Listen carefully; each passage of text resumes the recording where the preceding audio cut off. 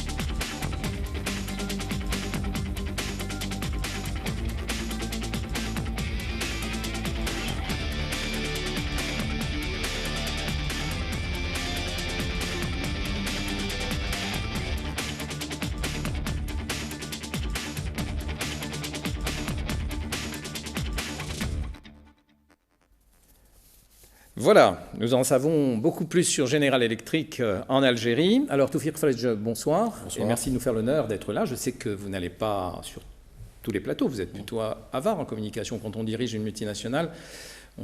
Fait attention à ce que l'on dit. Donc vous recevoir aujourd'hui est honorifique pour nous. Je vous remercie de m'avoir invité surtout. Alors, je précise que vous êtes le président directeur général pour l'Afrique du Nord et l'Afrique de l'Ouest pour General Electric. Autant dire tout de suite que l'Algérie est votre principal marché, si je ne m'abuse, aujourd'hui. C'est un marché très important et historiquement très important. Historiquement, mais confirmez que c'est le plus important aujourd'hui. Hein. Alors, pour engager notre discussion, essayons de faire un peu le point sur ce que représente General Electric dans le monde et en Algérie. General Electric, c'est une vieille maison. C'est une société qui a plus de 135 ans, qui a été créée par Thomas Edison, je ne dirais même pas au siècle dernier, au siècle d'avant, et qui a commencé donc à opérer dans le domaine électrique et qui a connu plusieurs mutations. D'ailleurs, c'est assez intéressant sur cette entreprise. C'est une entreprise qui se réinvente tout le temps. Aujourd'hui, c'est une société qui a un chiffre d'affaires de l'ordre de 140 milliards de dollars, qui est installée dans pratiquement tous les pays du monde, avec pour principales activités tout ce qui est génération électrique, tout ce qui est autour du monde du pétrole et du gaz, de la santé, avec des positions de leader en matière aéronautique. 70% des moteurs d'avion aujourd'hui qui sortent sont des moteurs General Electric. Dans la santé, l'imagerie médicale, et encore d'autres activités, les locomotives, mais surtout, depuis quelques années, une transformation radicale, puisque historiquement aussi, l'un des grands secteurs de General Electric était la finance. GE Finance a été pendant longtemps le pourvoyeur de richesse de GE. Et depuis 2 ans, nous sommes engagés dans une redéfinition de l'entreprise. Donc, on a à peu près cédé, on aura cédé à la fin de l'année autour de 200 milliards de dollars d'actifs. Et pour redéployer l'entreprise autour de l'industrie, donc avec des acquisitions l'année dernière, Alstom, d'autres acquisitions à venir, et tout ça autour d'un écosystème qui va s'orienter autour de la digitalisation et la numéralisation de l'économie. Sur l'Algérie. Sur l'Algérie. Même si on en a vu l'essentiel. Non, mais sur l'Algérie, l'histoire de General Electric et de l'Algérie est une longue histoire. Donc aujourd'hui, nous avons des partenariats d'exception avec des grandes entreprises publiques algériennes comme Sonatrach, comme Sonelgaz, Air Algérie, la SNTF, tout le monde de la médecine.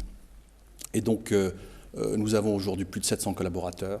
Et nous sommes peut-être l'un des groupes, et je dirais ça au-delà de l'Algérie, en Afrique du Nord, qui a la présence industrielle la plus forte, puisque nous avons des unités en joint venture avec, par exemple, Sonatrach, l'unité d'Algesco, qui a plus de 200 employés. Qui est l'essentiel, ça, Algesco, l'essentiel de vos activités en Algérie? Non, Algesco, la centrale le traitement des eaux, Hama, et demain d'autres unités comme nos projets à Batna et d'autres projets avec d'autres partenariats en Algérie. Oui, mais en termes de volume financier, c'est Algesco qui reste...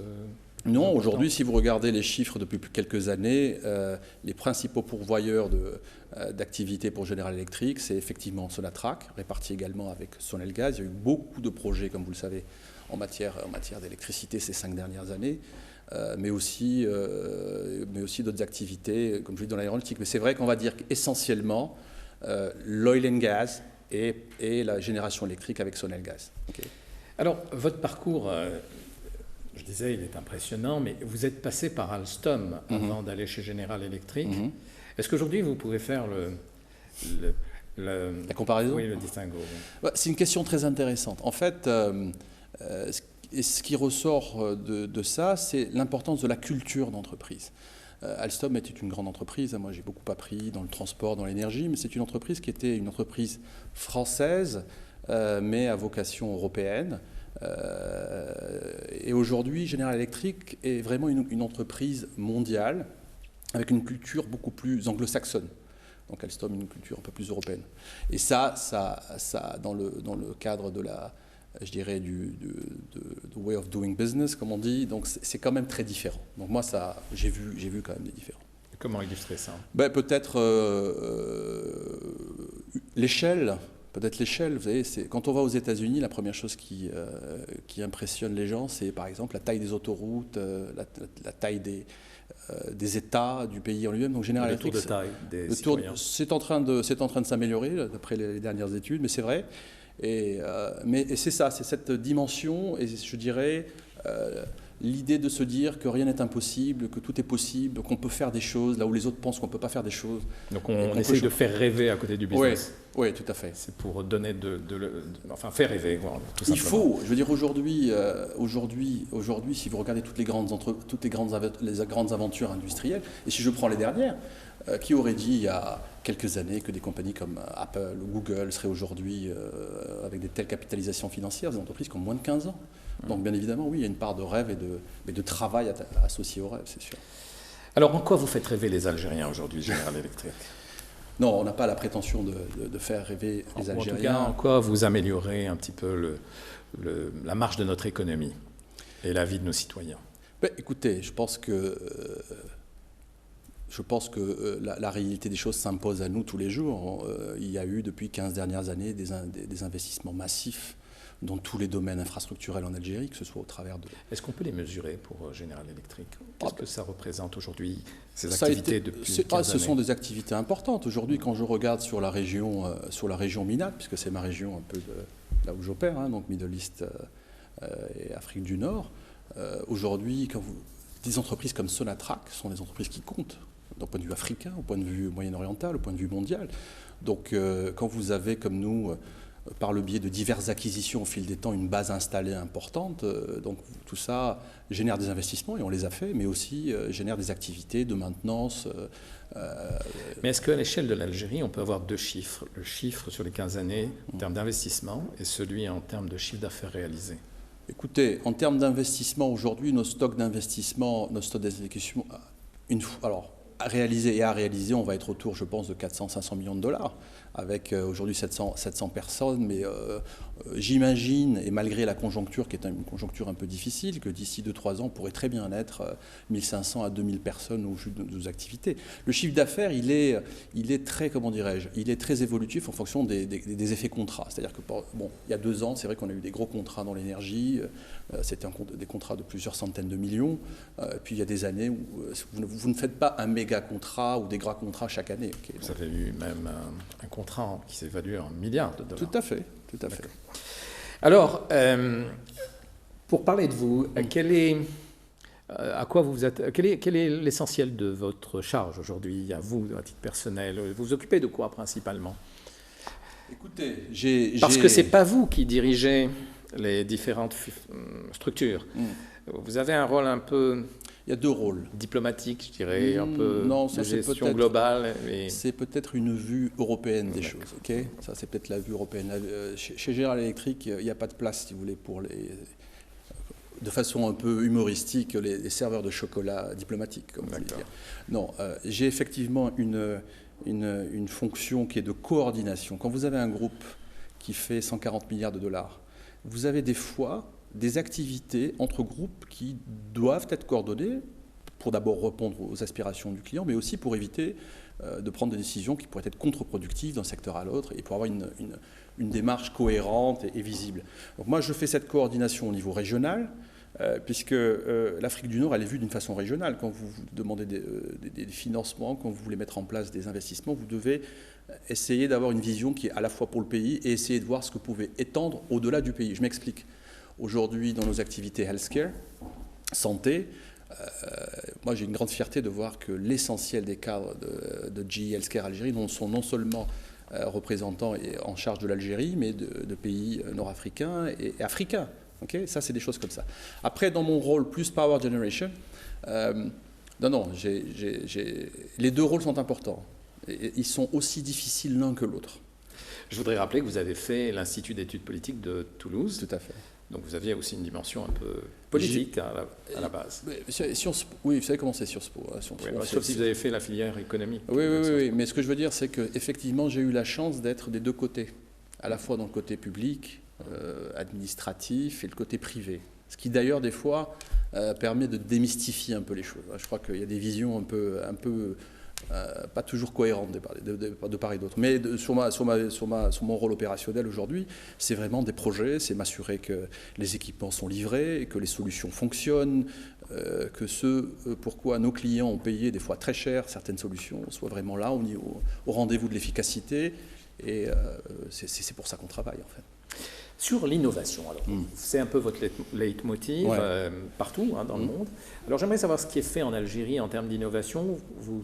Vous transférez un peu tout ce que vous faites à l'étranger, vous le faites ici. Est-ce qu'on est aussi en avance que ce qui se fait aux États-Unis dans ce que vous faites, tant dans l'énergie que dans c'est bizarre parce que j'ai souvent cette question-là et j'ai un peu l'impression que... Mais logiquement, ça doit être pareil parce que les machines fonctionnent de la même manière. C'est exactement ça. Non seulement c'est pareil, je vais vous dire que non seulement c'est pareil, et des fois c'est même supérieur. Et c'est pas... Alors, ce qui ne serait pas normal pour les autres. Oui, mais c'est lié aussi à certaines... C'est lié au fait que c'est peut-être les derniers marchés. C'est d'abord lié au fait que souvent nos clients dans la région achètent maintenant et souvent ont des technologies supérieures à ce qui a été acheté par d'autres clients en Europe ou aux États-Unis. Auparavant. Ensuite, c'est aussi lié au fait... comment dirais-je ? La vision de General Electric est une vision plus tournée vers le client. Et d'ailleurs, dans nos valeurs, je ne sais pas si on aura l'occasion d'en parler, mais dans nos valeurs, le client fait partie. Et vraiment, c'est l'alpha et l'oméga. Okay, et la notion de satisfaction de client. Donc aujourd'hui, tout ce qui est... nous avions la conférence de San Francisco, par exemple, la semaine dernière, sur Minds and Machines, tout ce qui est innovation, technologie, on en parlera peut-être un peu tout à l'heure. Ces innovations techniques-là sont aujourd'hui implémentées chez nos clients en Algérie. Donc je dirais que, mais ça participe aussi, je crois, de ce goût en Algérie pour les nouvelles technologies. Je pense que vous devez le voir aussi. Il n'y a pas de complexe technologique algérien. C'est juste je pense, en général, quand on peut avoir le meilleur, on prend le meilleur. Alors vous dites que je le vois pas suffisamment. Maintenant, vous le voyez peut-être mieux que moi. Alors je vais vous aider. Oui, aidez-moi. Alors aujourd'hui, quand on parle de l'innovation, donc les produits c'est une chose, mais quand je parle de concept, on parle beaucoup aujourd'hui de la numérisation, de la digitalisation. Tout ça passe par la mise en place de nouveaux concepts, de plateformes, de nouvelles plateformes comme Predix. Ça passe par des nouvelles applications. Alors juste un mot sur Predix. Predix aujourd'hui, je dirais, c'est le point d'orgue de la révolution qui a été décidée par GE depuis quelques années. C'est notre open source, ça va être notre plateforme qui va permettre à des milliers de développeurs, et j'ai des développeurs en Algérie déjà aujourd'hui. D'accord, là on est dans les solutions informatiques. Alors, je dirais que si je peux revenir en arrière et peut-être dire deux mots sur cette notion de numérisation et de digitalisation. On est vraiment à l'aube d'un changement radical qui est de l'ordre de la... Et sans vraiment faire de comparaison un peu excessive, on est dans l'ordre de ce qui a été la première révolution industrielle ou la deuxième, ou l'invention de la vapeur ou du nucléaire. On est en plein dedans. On est dedans, on parle de puissances de calcul qui sont en train d'exploser, on parle de capteurs, on parle d'être capable, sur la base d'un produit qu'on va vendre en Algérie, mais qui est connecté, qui lui-même a connecté à des milliers de machines qui vont nous permettre de créer tout ce qu'on dit aujourd'hui autour des digital twins, ces jumeaux digitaux qui vont permettre la productivité, l'efficacité, in fine, de gagner plus d'argent, de gagner de la productivité. Ça, c'est une révolution. Et je dirais à la limite que personne n'a le choix. Vous n'avez pas le choix de ne pas faire ça.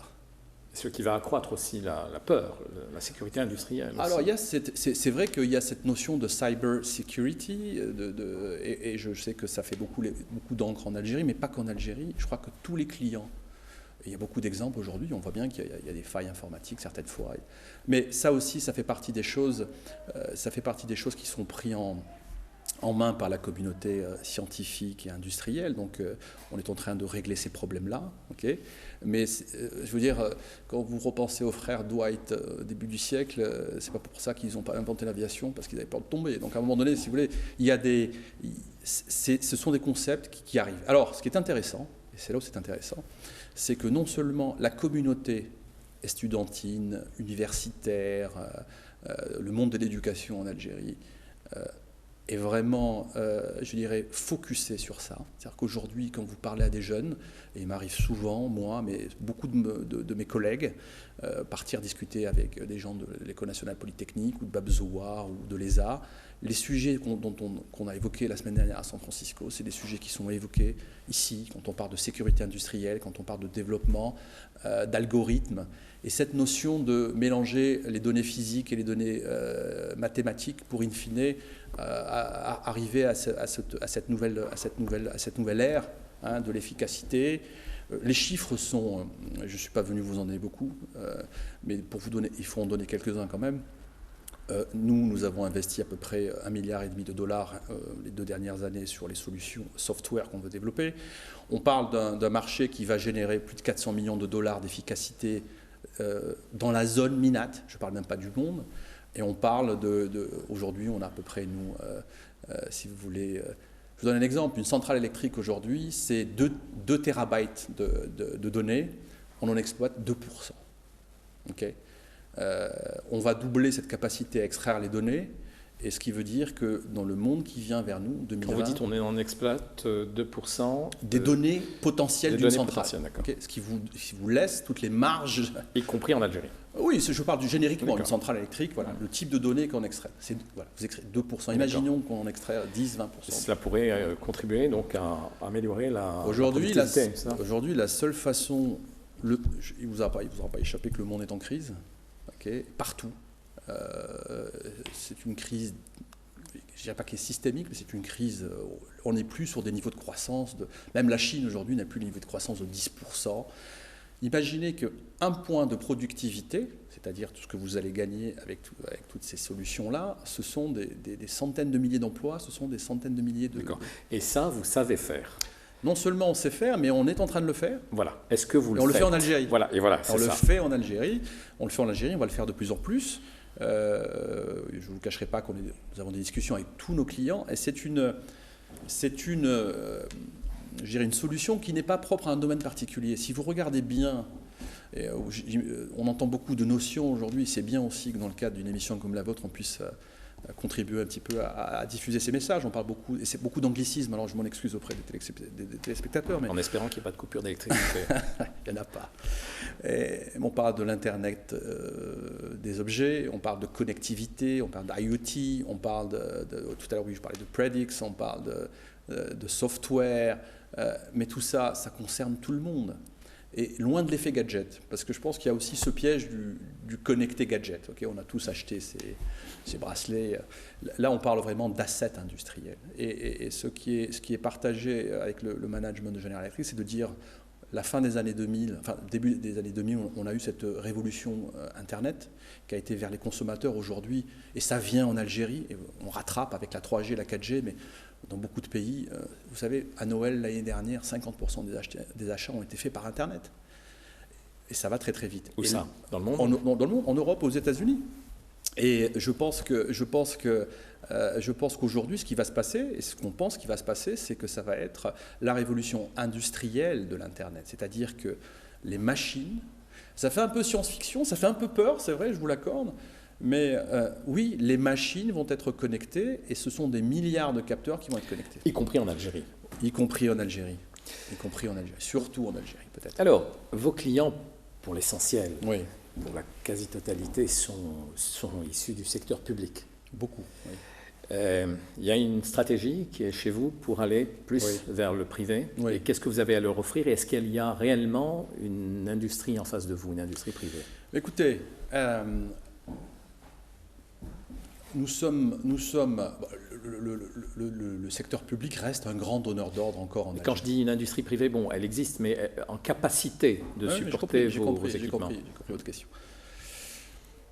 Aujourd'hui, au moment où je vous parle, par exemple, si je parle dans le domaine de la santé, la majorité de nos clients sont des clients publics.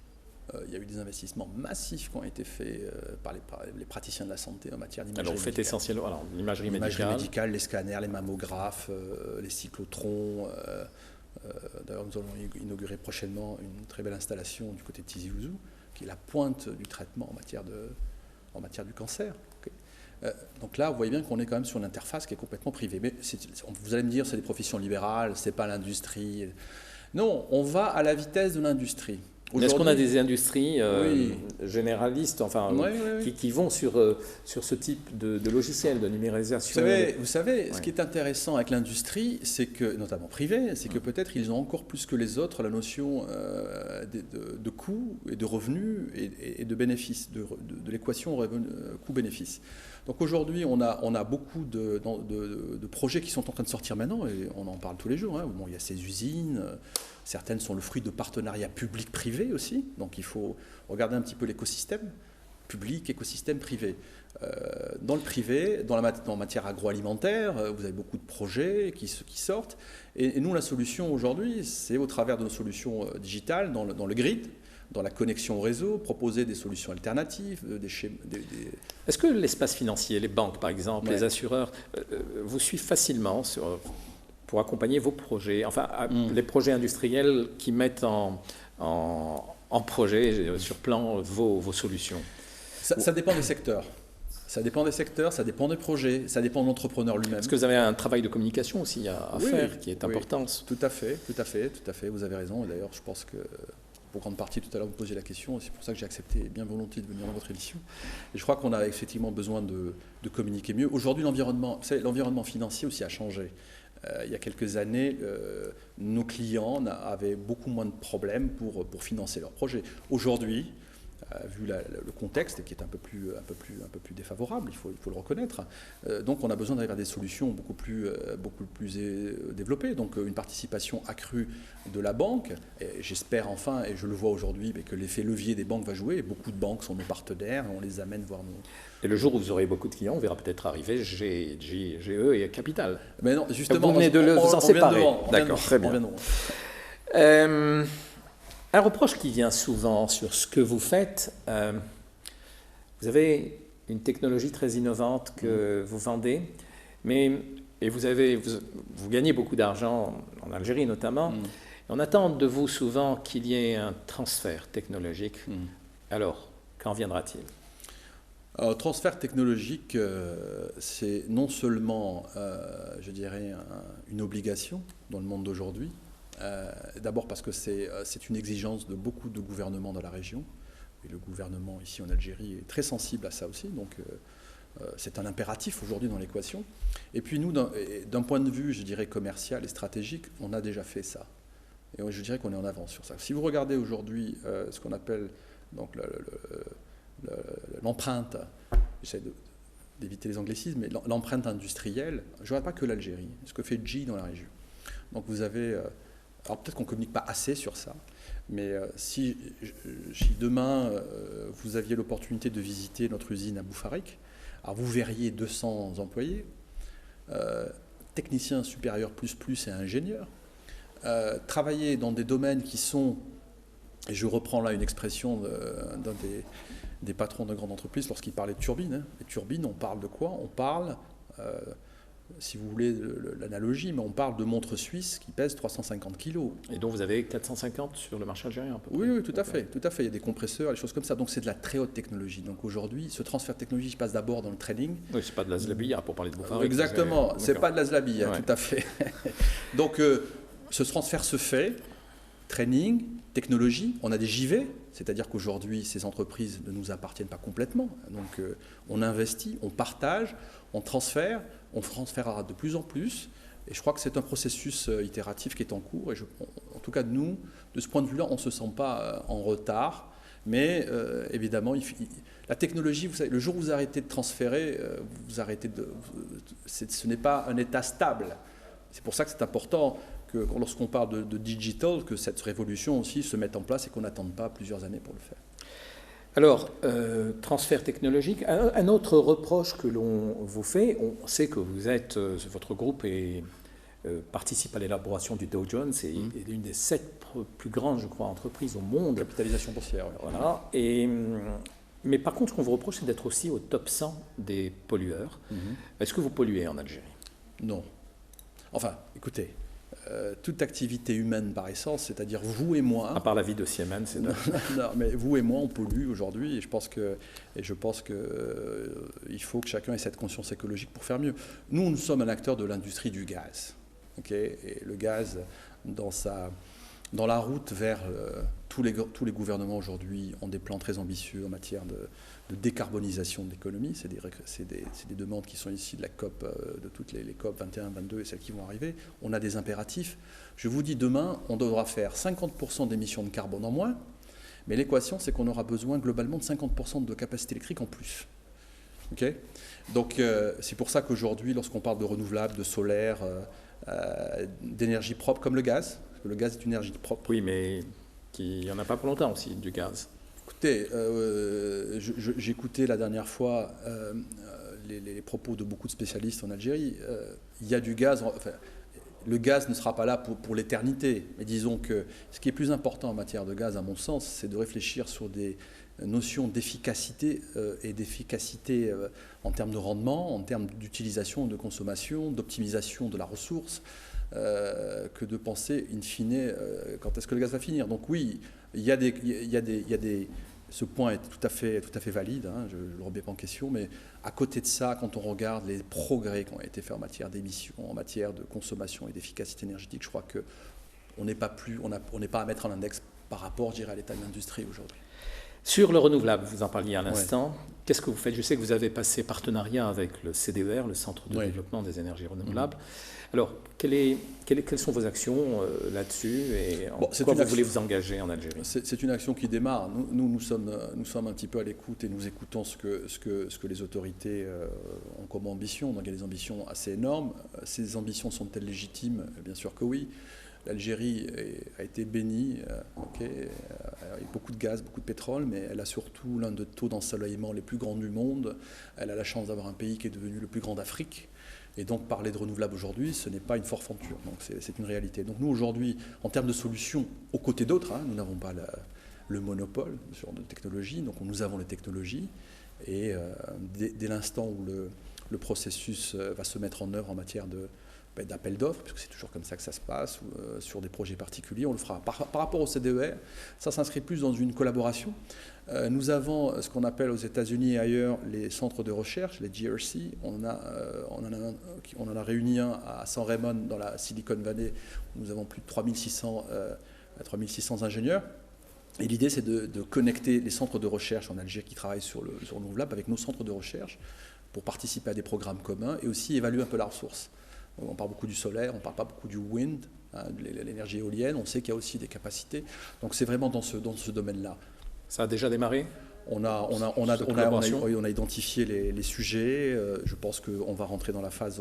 Ce qui est important dans ce genre d'accord, c'est on aime bien aller vers des pilotes, identifier quelque chose, dire on va faire quelque chose. Pas forcément grand pour vérifier des hypothèses et s'assurer que nous sommes dans le vrai avec eux. Mais sur le volet éthique, vous parliez d'appel d'offres. Est-ce que la concurrence travaille dans de bonnes conditions en Algérie ? Est-ce que tout va bien de ce point de vue-là ? Écoutez, moi j'ai... Parce qu'on a beaucoup parlé pour les uns et pour les autres. Maintenant, qu'est-ce qu'il en est selon vous ? Non, écoutez, je vous parlais tout à l'heure de l'ADN de la compagnie. Je dirais que tout ce qui a trait à l'éthique, à la conformité, à la compliance, ce qu'on dit en général, c'est constitutif de l'ADN de General Electric. Et d'ailleurs, si demain vous aviez l'opportunité de parler à des employés de General Electric, vous verriez que ce n'est pas seulement, je dirais, un grand titre ou comme on dit, un adage. Ça se vérifie au travers de la formation qui est faite spécifiquement sur les problématiques d'éthique. Nous, aujourd'hui, nous n'avons aucun problème. Nous travaillons dans la transparence. Et aujourd'hui, je ne pense pas que ce soit quelque chose qui soit de nature à empêcher les gens d'opérer en Algérie. Les politiques américains vous assistent dans cette démarche de pas plus des marchés ? Non, écoutez, je pense que ça me fait un peu sourire quand j'entends ce genre de choses. Nous allons avoir un forum africain à Alger bientôt. Tout le gouvernement algérien, et c'est normal, sera là pour défendre les entreprises algériennes qui vont exporter en Afrique. Je pense qu'il est de la nature normale des États pour chacun de dire que son entreprise est la meilleure, la plus brillante, et puis il est de la responsabilité des clients de faire la différence entre ce qui est de l'ordre du politique et ce qui est le monde des affaires. D'accord. Alors maintenant, vous faites partie du monde économique algérien, et même grandement. Il y a des choses qui ne vont pas et que vous voyez et que vous aimeriez voir régler. Quelles sont-elles ? Mais écoutez, moi je suis pas un adepte de la langue de bois, mais j'ai un caractère optimiste, peut-être un peu. Il est sous-tendu aussi par le financement que vous. Oui, mais un peu non, mais par rapport à ce point de vue-là, si on passe notre vie à voir le verre à moitié plein ou le verre à moitié vide, c'est pas la même chose. Est-ce que tout est parfait en Algérie ? Bien sûr que non. Est-ce que les choses s'améliorent ? Bien sûr que oui. Est-ce que nous faisons aujourd'hui des choses Est-ce que nous allons dans une complexité de projets que nous n'étions pas capables de faire il y a quelques années ? Oui. Donc, oui, je pense qu'il y a beaucoup de choses à améliorer. Tout à l'heure, vous me parliez de ce qui était un frein des fois à l'innovation. C'est intéressant parce qu'on avait fait, chaque année, on fait un espèce de sondage GE en Algérie auprès de chefs d'entreprise publics et privés sur leurs sentiments sur l'innovation, quels sont les freins. Et moi, c'est pas moi qui le dis, ça c'est un peu, je vous reporte un petit peu les retours. Je pense que ce qui est le plus difficile, c'est effectivement l'accès au financement, mais c'est surtout l'accélération de la notion de prise de risque. L'entrepreneur est quelqu'un qui prend des risques. Moi, j'ai beaucoup de respect pour... Vous savez, moi, je travaille dans une entreprise, je suis salarié, je réponds à des actionnaires, mais j'ai beaucoup de respect pour les entrepreneurs, et il y en a beaucoup en Algérie, qui mettent leur argent sur la table et qui essaient de faire des choses et qui créent de l'emploi. Donc il y a des gens qui ont ce capital, qui peuvent travailler, et il y a beaucoup de jeunes, et j'en vois beaucoup. D'ailleurs, c'est pour ça qu'on essaie de leur donner quelques modestes moyens. Je conviens avec vous que quand on fait des opérations avec Silabs, quand on met à disposition des imprimantes 3D, tout ça, mais c'est ça qui manque. Aujourd'hui, il manque des gens pour mettre le pied à l'étrier. C'est ça qui manque en Algérie. Quels sont vos projets pour l'Algérie ? Est-ce qu'il y a de nouveaux projets pour General Electric ? Il y a beaucoup de... Vous savez, la vie ne s'arrête jamais pour une compagnie. Demain, il y aura quelqu'un d'autre qui viendra, qui prendra le flambeau. Je pense que nous avons une base installée très importante. Je pense que notre premier projet, c'est de nous assurer que d'abord que ça fonctionne bien. L'énergie à la base de Patna, c'est ça? Oui, cette usine-là. Mais quand je parle base installée, c'est tous les équipements de génération. Aujourd'hui, nos équipements servent à extraire du gaz et du pétrole, à produire de l'électricité. L'énergie est un domaine souverain en Algérie, c'est très important. Donc on va continuer à travailler pour le bénéfice de nos clients. Et puis ce qu'on voudrait faire, ce qu'on voudrait vraiment faire, c'est on a quelques projets industriels qui sont en négociation finale, mais vraiment finale. Et j'aimerais vraiment les amener à maturité. Et vous savez, quand on a commencé Algesco, on l'a commencé en 1993. On a fait Algesco à l'époque où tout le monde fuyait l'Algérie. Algesco a 25 ans. On est très fiers de ce qu'on a fait, mais non seulement on est fiers en tant qu'Algérien, en tant qu'entreprise, de ce qu'on a fait, mais on est surtout fiers de la compétitivité de ce qu'on fait. C'est-à-dire qu'il est capable, il est probable et possible de produire en Algérie. Alors pas tout, je pense qu'il faut des fois sortir un petit peu de certains dogmatismes, mais produire des choses de façon compétitive, et ça marche. Et nous, on a démontré que ça marche, et on voudrait refaire ça sur 2-3 sujets qu'on a actuellement en cours. Justement, l'Algérie participe aussi à la crise mondiale. Ça ne risque pas de ralentir tous ces investissements que vous avez en vue? Vous savez, si vous regardez l'histoire économique récente, elle est faite de cycles. Oui, il y a eu des cycles. Oui, on est sorti en 2014 d'un cycle long du prix des hydrocarbures chers. On est rentré dans un cycle un peu plus difficile. La situation semble se stabiliser. Mais la vie des hommes continue. Donc nous sommes là sur le long terme. Nous avons des possibilités de réduire un petit peu nos activités, de nous contracter, de nous adapter, de changer un petit peu les choses, de grandir différemment. Mais on ne s'inquiète pas au-delà de ça. L'Algérie aura besoin d'énergie, aura besoin de continuer à améliorer ses modèles d'investissement, où il y a des gros projets aujourd'hui dans l'aval, dans le monde des phosphates, des cimenteries. Sur cette jeunesse, vous contribuez à animer une partie, vous le disiez tout à l'heure, qui sont dans les plus grands instituts, notamment les polytechniciens, les ingénieurs. Et, alors vous les accompagnez, vous développez Je crois qu'il faut garage. Bon, il y a beaucoup de choses qui sont faites. Est-ce que qu'est-ce qu'il en ressort de tout cela? Quelle est votre conclusion là-dessus? Est-ce que vous allez accentuer les choses de ce point de vue-là? Alors d'abord, en toute modestie, on fait quelques opérations. Et je ne veux pas en faire. Je laisse le bénéfice des récipiendaires, des étudiants qui travaillent avec nous pour dire vraiment ce qu'ils en pensent et surtout en quoi ça a été intéressant pour eux ou pas. Je pense que c'est vraiment à eux qu'il faut demander. Moi, personnellement, c'est un rafraîchissement de l'esprit. J'adore faire ça. Et mes collaborateurs le savent et je suis toujours très honoré. Vous savez, quand vous allez voir une classe en dernière année d'ingénierat, vous avez des gens qui ont, et heureusement que ces gens-là ont l'optimisme, hein. Les gens qui rêvent sur le marché du travail, ils arrivent aujourd'hui, ils n'ont pas choisi d'arriver pendant la crise. Mais il faut bien qu'ils travaillent, il faut bien qu'ils font les choses. Donc oui, les GE Garage, alors c'est quoi? Ce sont des matériels qu'on met à disposition pour des entrepreneurs, pour des petites start-up, pour des jeunes étudiants. On le fait en collaboration aussi avec Silaps. Et on essaie on fait venir des gens, on parle, on essaie d'entretenir le débat. Et pour que l'Algérie soit, je dirais, dans le débat mondial de la culture d'entreprise, de la technologie. On fait du prototypage, c'est-à-dire qu'on a permis à des gens de pouvoir, grâce aux imprimantes 3D et aussi d'autres matériaux, de concevoir leurs prototypes. On a des partenariats comme IDEA, je n'ai pas parlé tout à l'heure, mais de promotion des petites et moyennes entreprises en Algérie. Et un certain nombre d'autres initiatives, des actions avec Polytechnique spécifiquement. Tout cela qui participe de la culture, oui. Et y compris au sein même de vos personnels. Oui, tout à fait. On arrive au terme de cette émission. Je voudrais d'ailleurs, à propos de personnel, saluer le travail que j'ai accompli aux côtés de votre brillante chargée de communication, Mariam Benziane, qui m'a beaucoup aidé à préparer cette émission. Et donc voilà, vous souhaitez beaucoup de choses pour le développement de GE en Algérie. Merci. Vous-même, vous avez accompli un beau parcours au point de devenir une sorte de cadre importante dans l'entreprise. Oui. Chez nous, au Maghreb, on pourrait dire que vous êtes une sorte de seigneur en la matière, une sorte de Saïd, qui est donc le mot arabe. Oui. Je veux vous amener sur Sidi Fredj, Oui. qui est peut-être un lointain aïeul à vous. Peut-être. En tout Vous cas, êtes merci pour l'invitation. Et effectivement, moi, je veux finir en disant que, d'abord, d'un point de vue personnel, je suis là où j'ai envie d'être. Oui, vous avez vous qui êtes d'origine algérienne. Voilà, et j'aurais pu être partout ailleurs, et je suis là bien, et je remercierai à jamais assez de ce que j'ai gagné au travers des gens que j'ai rencontrés, et puis surtout qu'on a une équipe fantastique, on a des jeunes qui en veulent, et j'espère qu'on fera de grandes choses ensemble. Très bien, merci Toufiq Fredj. Merci à vous. Et merci à vous de nous avoir suivis, et je vous donne rendez-vous donc, pour un prochain débat de challenge, samedi prochain à 19h15, on parlera d'Afrique. À la semaine prochaine.